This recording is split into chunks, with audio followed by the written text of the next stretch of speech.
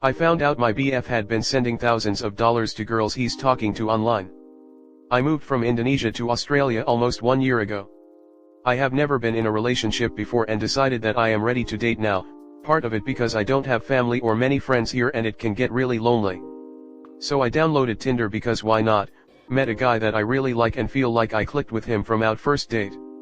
He said his ex-GF of 2 years broke up with him 4 months ago without any reason and he took it very hard.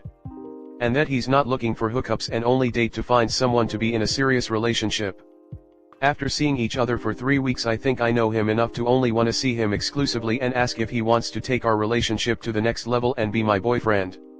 He said that he needed to think about it as he is afraid to be played and discarded after I get bored. Of course I understand that and give him time to think about it. After that took some time to marinate and think about it he said yes and took me to meet his dad and stepmom. Everything is going great and we are happy. Until when we go on a month trip overseas I found out that he's been spending thousands of dollars to send to girls that he's been chatting with on Kik, WhatsApp, and Snapchat.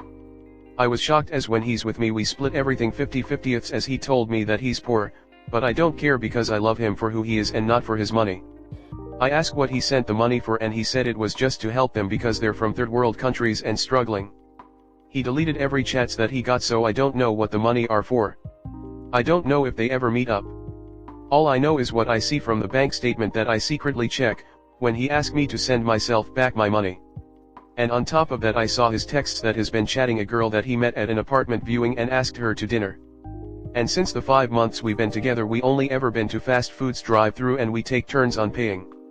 I bought him furniture for his new place because it was empty and I took him a fancy dinner for his birthday. And got him so many gifts as my love language is gift giving. I feel really stupid for splitting the checks and spending so much money on him. I am in love with him but so disappointed.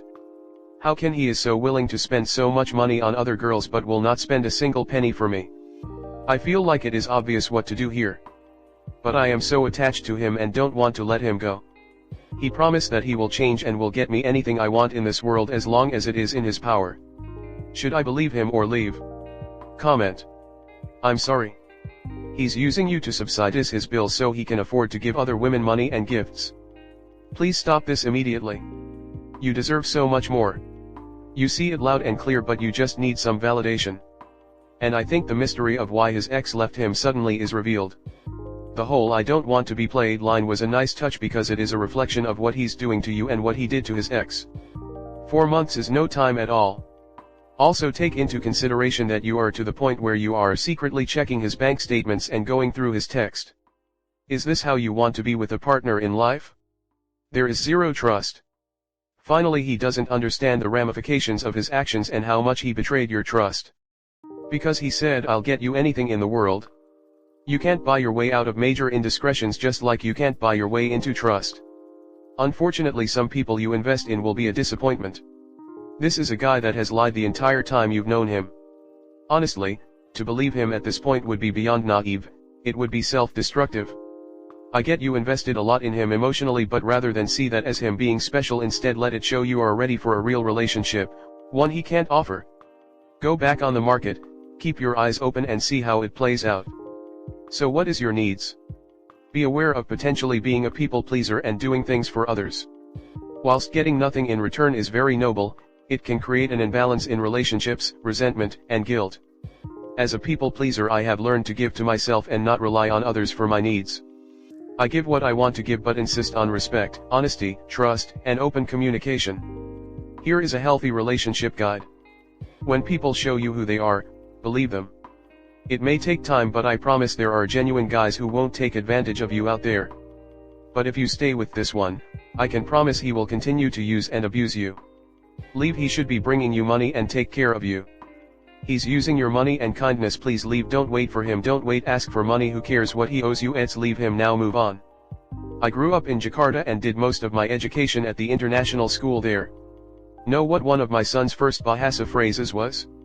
Tidak baik. That's what I'm thinking about your boyfriend's excuses.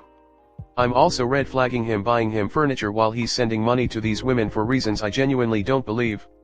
You deserve better. It's understandable you want to trust him when he says he'll change.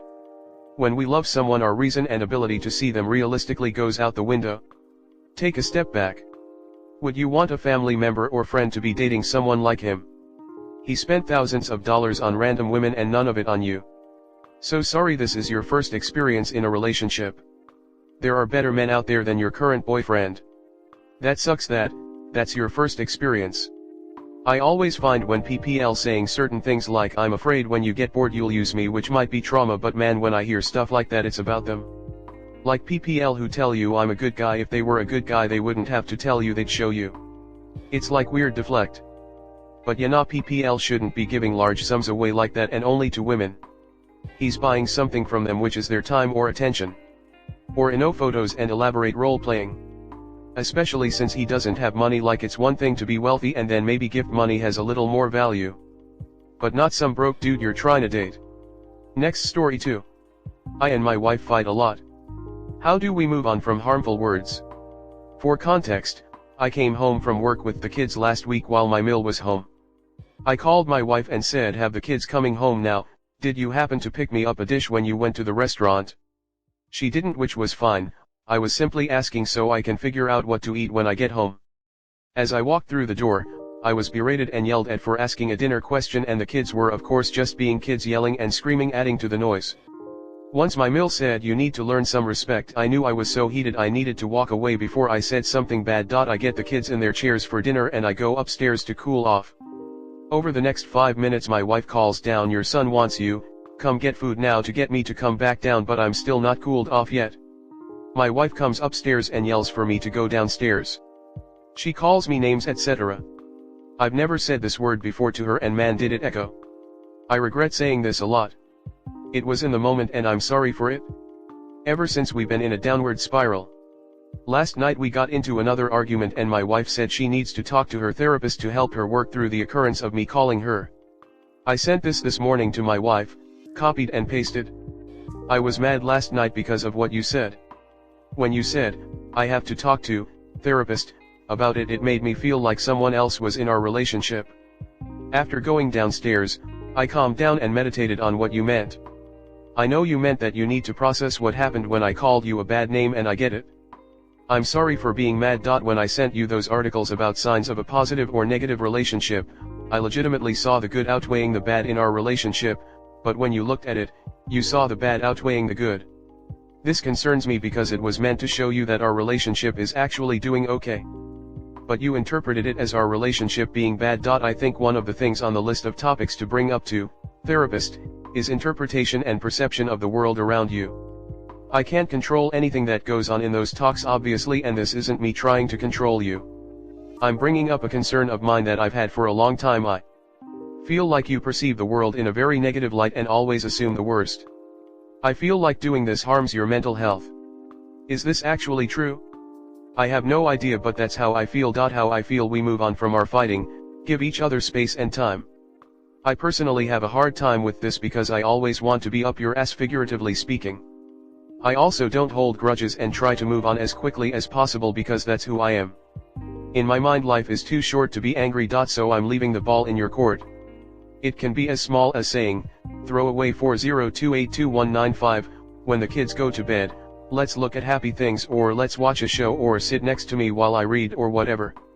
Until then my default will be to go into the basement and leave you alone to give you alone time. Don't feel bad for me, I enjoy my alone time too. I usually get lectures done, write for D&D or something of that like. I want to spend more time with you, but I feel like we need to give each other space and time to relax, to stop fighting. She responds with this, and I feel like you putting the ball entirely into my court is you putting it all on me to fix things between us. And if you don't want me to see therapist anymore, I won't. I'm starting to see no point in it because you told me you aren't seeing progress, so why keep doing something that's yielded no results? It's a waste of time that I could spend cooking or doing things at the house. I saw those articles you sent as your way of blaming me for everything wrong in our relationship, because the things that are wrong are my faults and the good is based on your actions and characteristics. That's how I saw it. This is what's wrong and it's you, so fix it. You've historically told me over and over and over what's wrong with me and that I need to fix it, so I'm stuck in a rut where I'm the chronic. I can't just change who I am, so I don't fit with our family. The only solution I can see is that if I can't change who I inherently am and if I'm bad for the family, cut me out like a cancer. That's why I offer you separation or divorce as a viable option, because I legitimately don't know what I can do at this point. And you wanting space and time reinforces this viewpoint. You agree on separating, but you're afraid to use the word. And again, you telling me what to talk to, therapist, about, and how my perception of everything is wrong. It's you telling me even more what's wrong with me. So, is it even any wonder that I see everything in a negative light and I see the bad instead of the good when I'm always being told how bad/wrong I am? If we're talking about how we feel, I feel that I'm Pavlov's dog, to the point that whenever you show me something that can be negative, I see it that you're telling me that I'm this bad or negative thing. I don't know what to do. I legit thought I was doing the right thing, but obviously am not. Comment. For starters, get your mill out of the relationship. She has no business sticking her nose in. Second, you should both be in couples therapy. It takes two people to be in an argument, so it's not on just her to go to therapy. You're both in this together, so work it out in therapy together. Okay, but how did your mill know about what was said between you and your wife so that she could make a comment in the first place? Your wife not complaining to her mother would be a good start at keeping her out of your marriage. I'm not sure I follow. After the incident at hand, you calling your wife a cunt, you send her a long paragraph about how she sees the world differently than you and best you have to offer is go hide in the basement? This sounds like a hot mess and way above Reddit's pay grade, but I'll give it a go. Start with making the rules of fighting. Looks like you do it a lot and only make it worse by your awful behavior. I would definitely put no name calling on the list because JFC you're adults. No yelling, too. Another obvious suggestion is to actually go to couples counseling and learn how to communicate. At some point you need to start having conversations, not just send each other articles and lengthy messages. Your wife is not wrong. Your I feel statements are attacks on her, hiding behind words that pretend to be statements about how you feel. You used an extremely offensive, misogynistic slur against her, and you have not apologized for that. Instead, you apologized for getting mad. That's BS. You then went on to do exactly what she said you did. You listed her faults, hidden behind BS, I feel statements. Those aren't feelings. Here are feelings, joy, sadness, disgust, etc. You can't feel like you perceive the world blah blah blah. That's a statement about her. It's an interpretation of her actions, a belief you have about her. It is not a feeling.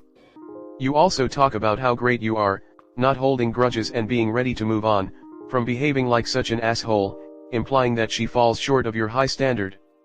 I can see why she talks about divorce. I would suggest couples therapy, but I think you need therapy first.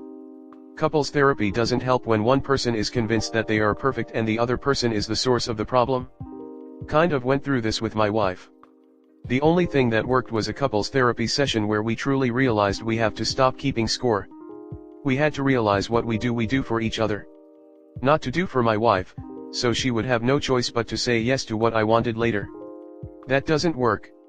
You just have to be willing to do for each other and not keep score. She may or may not be negative, but she might just be exhausted, and so are you. Your wife sounds intelligent and so do you, and you have to realize you're giving more respect to strangers than you are each other. I'm telling you, you just gotta quit keeping score. First of all, therapy is fantastic and I think you should support your partner in that pursuit, even if you're not seeing results. It took me a full year to start feeling different, let alone my partner seeing it. Do not give up. If you want this, communicate to her that you want to try and tell her you're going to do all you can. That should ease the pressure on her end. If you want to fix this, of course keep engaging in the conversation about it. Listen to her concerns, validate them, express your thoughts. Just control your emotions during those conversations. And then outside of those conversations start doing little things that show her you're present in the relationship. Buy her flowers and put them nicely in a vase for her. Make a big breakfast on the weekend and clean up the kitchen afterwards. Take her on a simple date. Bring her tea. Offer a massage, a real one. And tell her she looks beautiful today. Those things resonate with a woman, at least that's what I love, and it will ease the tension and demonstrate your love while you two work out this issue between you. Just don't make her feel alone and don't get discouraged when she expresses her thoughts and needs.